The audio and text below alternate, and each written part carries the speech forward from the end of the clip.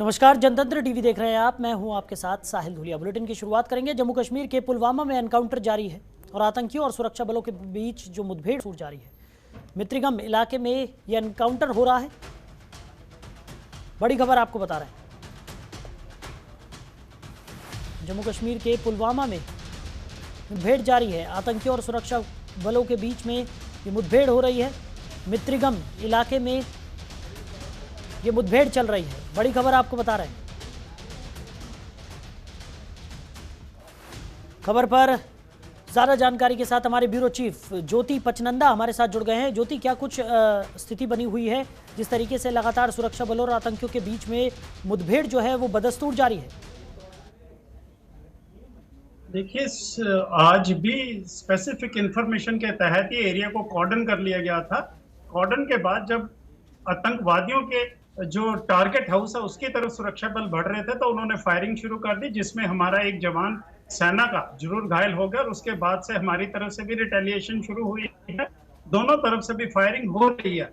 ये अपेक्षा की जा रही है कि सुरक्षा बलों ने 3 आतंकवादियों को ट्रैप करके रखा हुआ है, जो अभी किसी के भी मारे जाने की इनपुट्स अभी नहीं है, लेकिन हमारा एक जवान जरूर घायल हुआ है और फायर फाइटिंग दोनों तरफ से अभी जारी है। चलिए ज्योति, आप बने रहिए हमारे साथ, आगे भी आपसे हम जानकारी लेंगे। बढ़ते आगे, प्रधानमंत्री नरेंद्र मोदी की अध्यक्षता में आर्थिक मामलों की मंत्रिमंडलीय समिति ने आज जम्मू और कश्मीर के किश्तवाड़ जिले में चिनाब नदी पर स्थित 540 मेगावाट की क्वार जल विद्युत परियोजना के लिए 4,526.12 करोड़ रुपए के निवेश को मंजूरी दी। परियोजना का काम messrs Chenab valley power projects private limited करेगी, जो NHPC और JKS-PDC के बीच एक संयुक्त उद्यम कंपनी है। इस परियोजना से 1975 मिलियन यूनिट बिजली पैदा होगी और ये 54 महीनों में चालू हो जाएगी।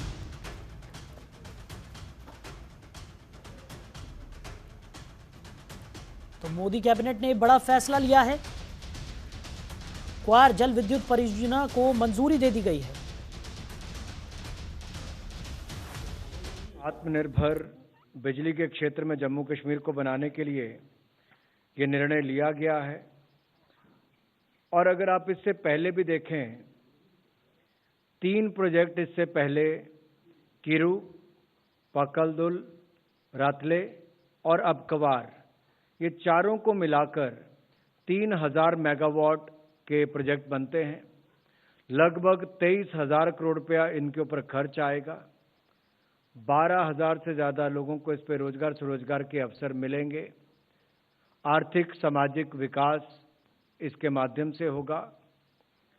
और इसके अलावा सावलकोट और किरथू 2, ये 2 परियोजनाएं भविष्य में 2800 मेगावाट की, इस पे ऊपर विचार किया जा रहा है, जो डिपार्टमेंट से जानकारी मिली, और उन पर भी लगभग 28,000 करोड़ रुपए की भविष्य में इन्वेस्टमेंट आएगी। तो कुल मिलाकर अगर आप देखें तो लगभग 50,000 करोड़ रुपए के निवेश के साथ जहां बिजली के क्षेत्र में जम्मू कश्मीर आत्मनिर्भर बनेगा, वहीं पर सरप्लस बिजली बाकी राज्यों को देकर आय के साधन भी बनेंगे।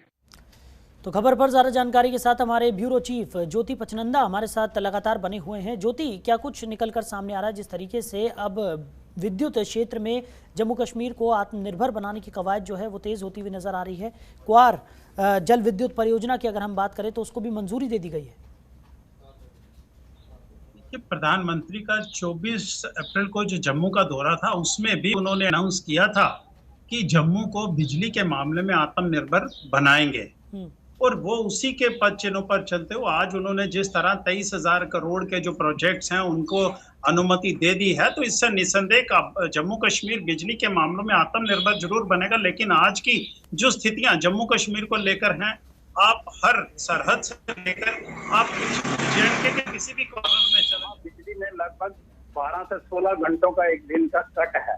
तो इन सभी को लेकर लोग बहुत परेशान हैं। जगह जगह प्रदर्शन किए जा रहे हैं, लोगों में परेशानियां हैं, बच्चे पढ़ नहीं पा रहे हैं। जो कश्मीर क्षेत्र में ज्यादातर जो मुस्लिम क्षेत्र है, उनके जो रमजान के दिन चल रहे हैं, उनको बिजली चाहिए है।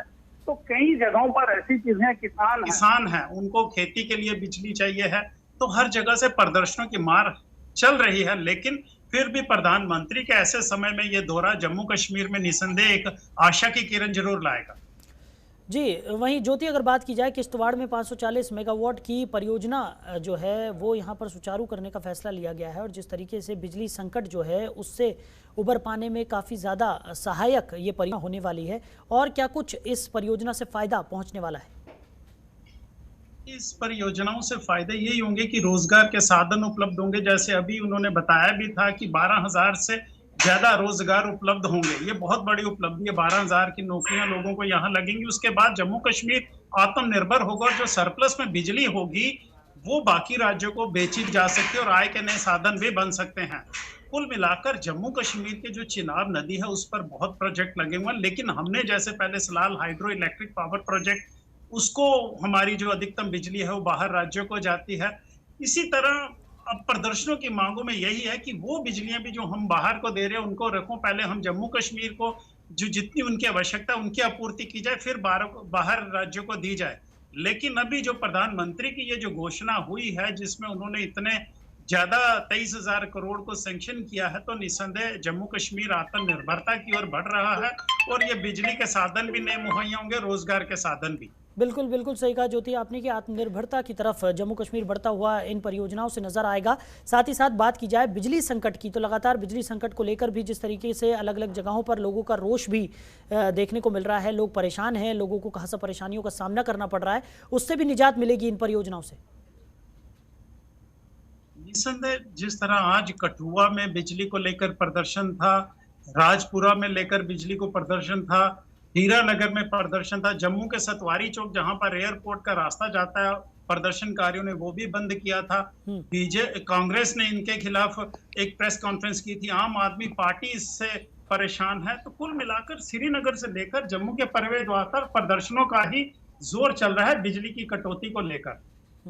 चलिए ज्योति, हमारे साथ जुड़ने के लिए, इस तमाम जानकारी के लिए आपका बहुत शुक्रिया। बढ़ते हैं आगे। नेशनल कॉन्फ्रेंस के उपाध्यक्ष और पूर्व मुख्यमंत्री उमर अब्दुल्ला ने प्रदेश में व्याप्त बिजली संकट पर प्रदेश सरकार को आड़े हाथों लेते हुए कहा कि एक तरफ उपराज्यपाल कहते हैं कि यहां बीते 2-3 साल में कई नई परियोजनाएं शुरू की गई हैं, लोगों को 24 घंटे बिजली की आपूर्ति हो रही है, फिर यहाँ लोग बिजली कटौती क्यों झेल रहे हैं, वो सड़क पर क्यों है। उमर अब्दुल्ला ने कहा कि जम्मू में भीषण गर्मी पड़ रही है और वहाँ लोगों की हालत बिजली कटौती से बहुत बुरी हो चुकी है, उद्योगों पर भी इसका बुरा असर हो रहा है, लोग सड़कों पर प्रदर्शन कर रहे हैं और मौजूदा प्रदेश सरकार बिजली व्यवस्था बेहतर होने के दावे कर रही है।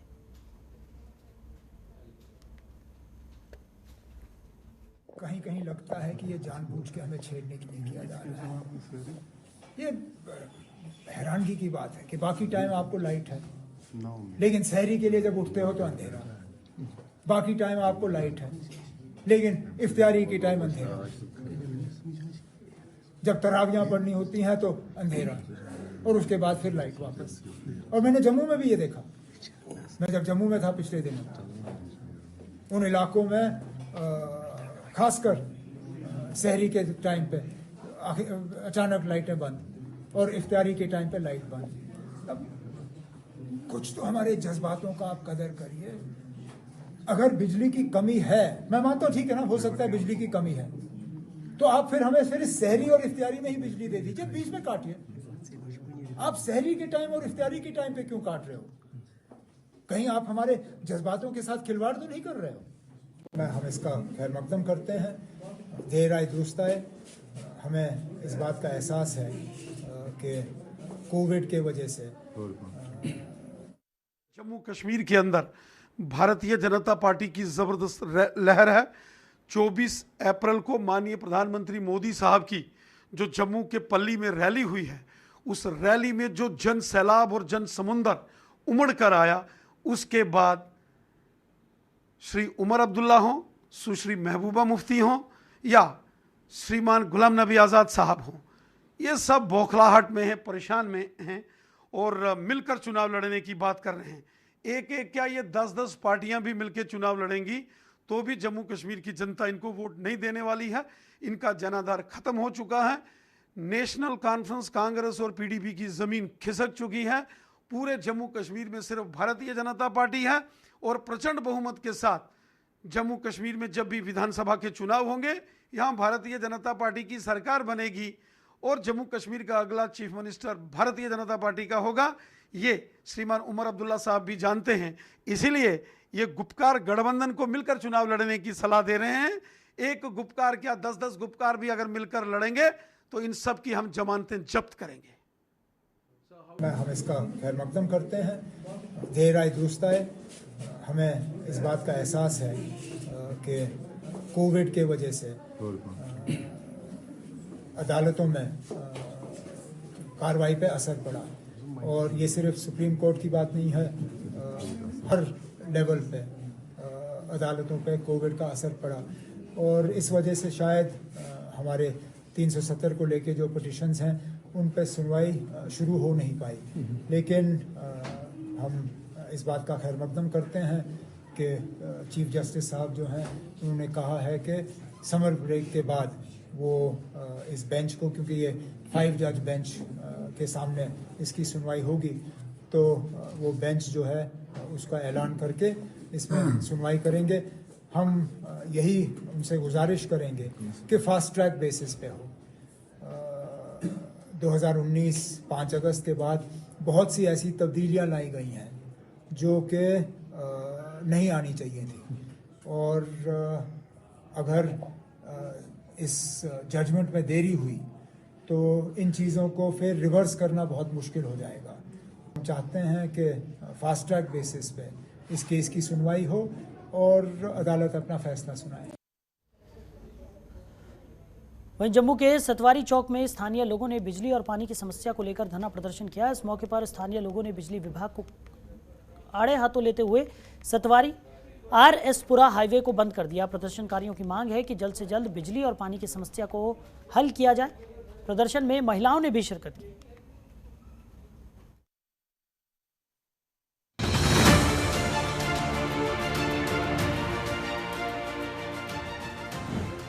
लगातार बिजली कटौती से आम लोग परेशान। आम लोगों ने जमकर किया विरोध प्रदर्शन। बिजली विभाग के खिलाफ की जमकर नारेबाजी। कोयले की कमी से महाराष्ट्र, कर्नाटक, पंजाब, उत्तर प्रदेश और आंध्र प्रदेश में गहराते बिजली संकट का असर अब जम्मू कश्मीर में भी होने लगा है। बिजली कटौती से लोगों और उद्योगपतियों को हो रही परेशानी को दूर करने के लिए प्रदेश सरकार और प्रशासन सक्रिय हो गया है, लेकिन बाजार में बिजली की कमी के चलते सफलता नहीं मिल रही है। मौजूदा परिस्थितियों में देश में 173 ताप विद्युत संयंत्रों में से 100 कोयले की कमी से बंद हो चुके हैं या फिर उनमें उत्पादन नाम मात्र रह गया है। देश के अन्य राज्यों में मांग के आधार पर 30 से 40% बिजली कटौती हो रही है, जबकि जम्मू कश्मीर में यह 20 से 22% के आसपास है। अगले चंद दिनों में बारिश होने से नदियों में जल स्तर बढ़ने और केंद्र सरकार की तरफ से ताप संयंत्रों में कोयले की आपूर्ति को सुनिश्चित बनाए जाने से अगले एक सप्ताह तक मौजूदा बिजली संकट खत्म होने की उम्मीद है। वहीं बिजली की लगातार कटौती से आम लोग परेशान हैं। लगातार हो रही बिजली कटौती को लेकर आम आदमी पार्टी ने प्रेस कॉन्फ्रेंस की है और बिजली विभाग पर जमकर निशाना साधा है। त्राही मची हुई है आम आदमी में। रात को 11:30 बजे मैं एक इंटरव्यू देखता हूं, उसमें भी विश्ना में लोग रोडों पे हैं। क्यों? क्योंकि लोगों के घर बिजली पानी नहीं। आज बाहर प्रेस कॉन्फ्रेंस करने का मतलब भी यही समझ लीजिए कि अंदर अंधेरा है, बिजली है नहीं, तो हमें बाहर प्रेस कॉन्फ्रेंस करने आना पड़ा। यहाँ से पता चलता है, मैं आपको याद दिलाना चाहता हूँ कि रविंदर रैना जी ने ये कहा था कि बिजली पानी हमारी सरकार बनने के बाद फ्री में देंगे, लेकिन बड़े अफसोस के साथ कहना पड़ता है आज शायद रविंदर रैना जी को भी ये पता चल गया कि बिजली पानी लोगों तक पहुंचाना उनके बस की बात नहीं भाजपा के। लोग ट्राई कर रहे हैं। बिजली का बहुत बड़ा संकट है जो कि सरकार के फेलियर का संकेत है। जानते हुए अप्रैल के अंदर इतना बड़ा संकट हो गया कि आप 12-12, 14-14 घंटे शेड्यूल्ड अनशेड्यूल्ड बिना बताए कट है। बिजली कब आएगी कब जाएगी ये किसी को पता नहीं। कश्मीर में बिजली कट के कारण हर तरफ त्राहिमाम मचा हुआ है। लगातार बिजली कटौती से परेशान कठुआ जिले के राजपुरा के लोग भी सड़कों पर आ गए हैं। राजपुरा के लोगों ने बिजली विभाग के खिलाफ जमकर नारेबाजी की है और कहा है कि जल्द ही विभाग ने बिजली में जल्द से जल्द सुधार नहीं लाया तो नेशनल हाईवे को बंद करेंगे। वहीं जम्मू के सतवारी चौक में स्थानीय लोगों ने बिजली और पानी की समस्या को लेकर धरना प्रदर्शन किया है। इस मौके पर स्थानीय लोगों ने बिजली विभाग को आड़े हाथों लेते हुए सतवारी RS-पुरा हाईवे बंद कर दिया। प्रदर्शनकारियों की मांग है कि जल्द से जल्द बिजली और पानी की समस्या को हल किया जाए। प्रदर्शन में महिलाओं ने भी शिरकत की। विकास विभाग का कहना है कि सामान्य परिस्थितियों में मई में पूरे देश में बिजली की सबसे ज्यादा खपत और मांग होती है। इस बार मार्च में तापमान सामान्य से कहीं ज्यादा रहा है और इसलिए अभी से पूरे देश में प्रदेश में औसत 2400 मेगावाट बिजली की जरूरत है और हम 2061 मेगावाट की आपूर्ति कर रहे हैं। बिजली कटौती के मुख्य कारणों को जाने तो पूरे देश में कोयले की कमी है संकट का कारण। तापमान बढ़ने से इस बार मई के बजाय मार्च में ही बिजली खपत बढ़ी है। रमजान माह में अमूमन बढ़ जाती है बिजली की खपत। गर्मी के दिनों में नदियों में पानी की कमी के चलते बिजली उत्पादन पर असर पड़ता है। जम्मू कश्मीर में बिजली की किल्लत को दूर करने के लिए सोलर पावर प्रोजेक्ट लगाने की जरूरत है, जैसा कि सांबा जिले के पल्ली पंचायत में लगाया गया है और प्रधानमंत्री ने इसका उद्घाटन किया है। इससे पहले साल 2014-15 में कठुआ में भी ऐसे ही सोलर पावर प्रोजेक्ट लगाने की घोषणा हुई थी, जिसे अब तक मूर्त रूप नहीं दिया जा सका है। ऐसे ही कई सरकारी विभागों से बिजली किराए की वसूली कर इस दिशा में कारगर कदम उठाए जा सकते हैं, क्योंकि अधिकतर सरकारी विभाग ही हैं जिनका करोड़ों रुपए का बिजली बिल लंबित है। जहां पूरे जम्मू कश्मीर में इस समय बिजली को लेकर पूरी जनता जो है वो त्राही त्राही हो रही है और उसी को लेकर आज आम आदमी पार्टी ने एक प्रेस कॉन्फ्रेंस की है कि जिसमें उन्होंने सरकार के खिलाफ ये आरोप लगाया है कि सरकार जहां पर स्मार्ट सिटी की बात करती है, स्मार्ट मीटर्स की बात करती है, बट कहीं ना कहीं अभी तक जो है लोगों को एक बेसिक एमिनिटीज़ जो है बिजली देने में अभी भी कहीं ना कहीं वो कामयाबी जो है वो सरकार को नहीं मिल पा रही। और सरकार अगर इसी तरह से झूठे वादे और झूठे जुमले करती रहेगी तो लगातार जिस तरह से बिजली के लिए आज भी लोग जो है सड़कों पर प्रदर्शन कर रहे हैं, गर्मी बढ़ती जा रही है और प्रदर्शन जो है वो बिजली के लिए रुकने का नाम नहीं ले रहे हैं। और इस तरह आम आदमी पर प्रेस कॉन्फ्रेंस कर रही है। अब देखना ये होगा कि आम आदमी पार्टी जो दावा करती है कि आने वाले चुनावों में जब वो अपनी सरकार बनाएगी तो जम्मू कश्मीर में एक बार फिर जिस तरह से बाकी स्टेट्स में वो फ्री बिजली के यूनिट्स दे रहे हैं, जम्मू कश्मीर में भी वो कितने यूनिट जो है जम्मू को फ्री बिजली देकर कितना ही उनको सुख जो है वो दे पाएंगी। कैमरामैन ऋषि कुमार के साथ में हरमीत सिंह, जम्मू। वहीं नेशनल हेल्थ मिशन के निष्कासित कर्मचारियों का प्रदर्शन पिछले 22 दिनों से जारी है। NHM कर्मचारी अपनी नौकरियों के नियमितीकरण को लेकर सरकार के प्रति विरोध करते हुए दिखाई दे रहे हैं। इन निष्कासित कर्मचारियों को प्रधानमंत्री की रैली से काफ़ी उम्मीदें थी, लेकिन युवाओं को लेकर PM ने बात तक नहीं की और आज इन्होंने तभी पुल पर प्रदर्शन करने की कोशिश की, जिसके चलते पुलिस ने सभी प्रदर्शनकारियों को हिरासत में ले लिया।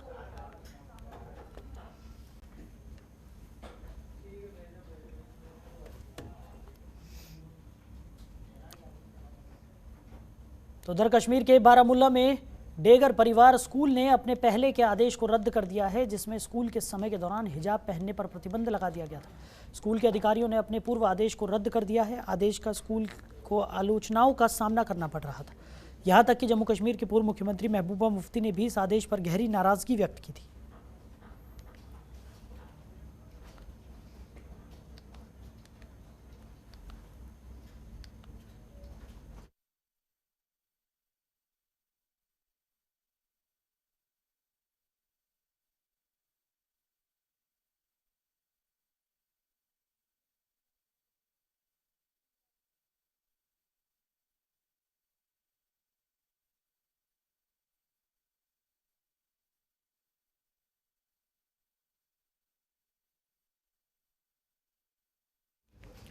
वहीं उधमपुर के सुभाष स्टेडियम के साथ लगते गुरुद्वारे के लंगर हॉल के पास झाड़ियों में अचानक आग लग गई। आनन फानन में लोगों ने फायर ब्रिगेड को आग की सूचना दी। सूचना पर पहुंची फायर ब्रिगेड की टीम ने आग पर काबू पाया।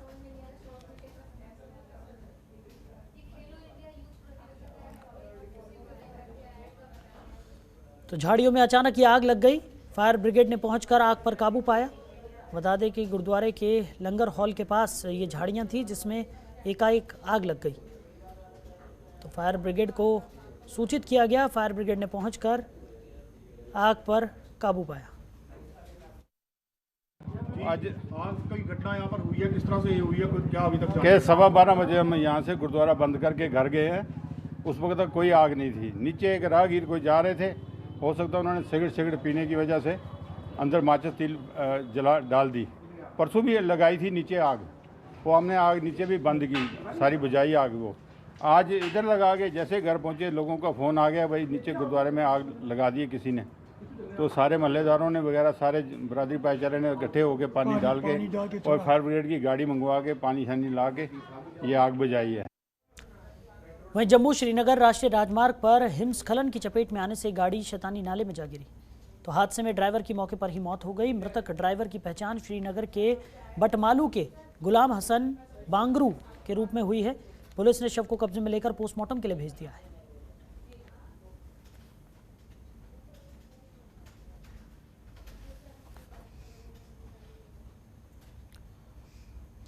वहीं राजौरी में रोड खराब होने की वजह से स्थानीय लोगों ने जमकर विरोध प्रदर्शन किया। प्रदर्शन कर रहे लोगों ने रोड के बीच में धरना देकर रोड को बंद कर दिया, जिससे ट्रैफिक पूरी तरह से जाम हो गया। मौके पर पहुंची पुलिस ने प्रदर्शनकारियों को समझाया। बार बार समझाने के बाद भी प्रदर्शनकारी नहीं माने।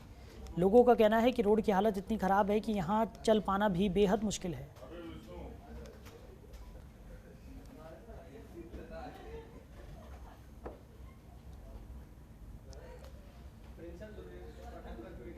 वहीं जम्मू कश्मीर बैंक की मुख्य शाखा के सोपियां में गार्ड की 12 बोर राइफल के दुर्घटनावश गोली चल जाने से 2 लोग घायल हो गए। आनंद फानन में दोनों घायलों को अस्पताल में भर्ती कराया गया, जहां उनकी हालत खतरे से बाहर बताई जा रही है। वहीं पुलिस पूरे मामले की जांच पड़ताल में जुट गई है। तो बता दें कि गार्ड की राइफल से अचानक ये फायर हो गया, जिससे 2 लोग घायल हो गए। आनंद फानन में दोनों घायलों को अस्पताल में भर्ती कराया गया, जहाँ पर उनका इलाज जारी है। तो गार्ड की बंदूक से ये गोली चल गई। गोली लगने से 2 लोग घायल हो गए। घायलों को अस्पताल में भर्ती करा दिया गया है।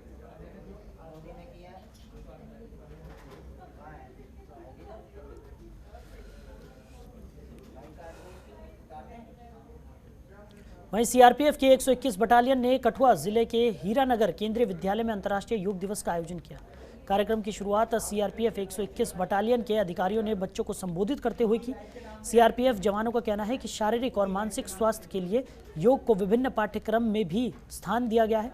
सीआरपीएफ के जवानों और स्कूली बच्चों को समय समय पर ट्रेनर योग सिखाते हैं। सीआरपीएफ के जवान आए थे हमें योगा करवाने, और सबका बच्चों का माइंड फ्रेश हुआ और सब बच्चे कह रहे थे हमें बहुत आनंद आया। हम चाहते हैं कि हर वीक होता रहे, हर मंथ होता रहे, ये होना चाहिए। इससे बच्चों के माइंड फ्रेश होते हैं। कोरोना की वजह से बच्चे घर बैठे थे, तो उनका माइंड जो था सिर्फ स्टडीज़ के टाइम नहीं था, सिर्फ फ़ोन में ही था, वो कुछ कर नहीं रहे थे। 121 बटालियन केंद्रीय रिजर्व पुलिस बल हीरानगर से आज केंद्रीय विद्यालय में योग शिविर का आयोजन किया गया। ये आयोजन आज़ादी का अमृत महोत्सव के तहत किया गया है। कुल 75 दिन के लिए यह प्रोग्राम है, जिसके तहत इस इलाके के विभिन्न ऐतिहासिक जगह पर जाकर के योग आयोजन करना है। वहीं संवाद सोसाइटी ने जिला समाज कल्याण कार्यालय के कर्मचारियों के लिए मुफ्त ब्लड शुगर और हाइपरटेंशन स्क्रीनिंग कैंप आयोजित किया। जम्मू में कोविड काल में लोगों ने जो सेवा की है, उसके लिए फोर्टिस अस्पताल अमृतसर टीम के साथ ये कैंप लगाया गया।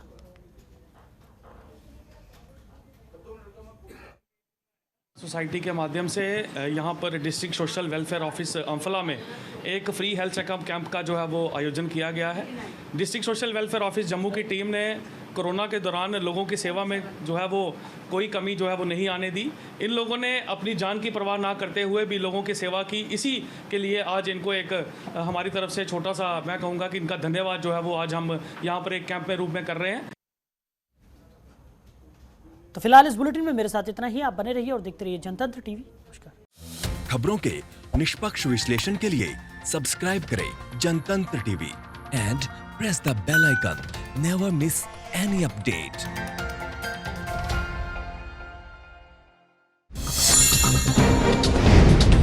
डाउनलोड कीजिए जनतंत्र टीवी ऐप को, जो कि अवेलेबल है गूगल प्ले और ऐप स्टोर पर। अधिक जानकारी के लिए अभी डाउनलोड करें।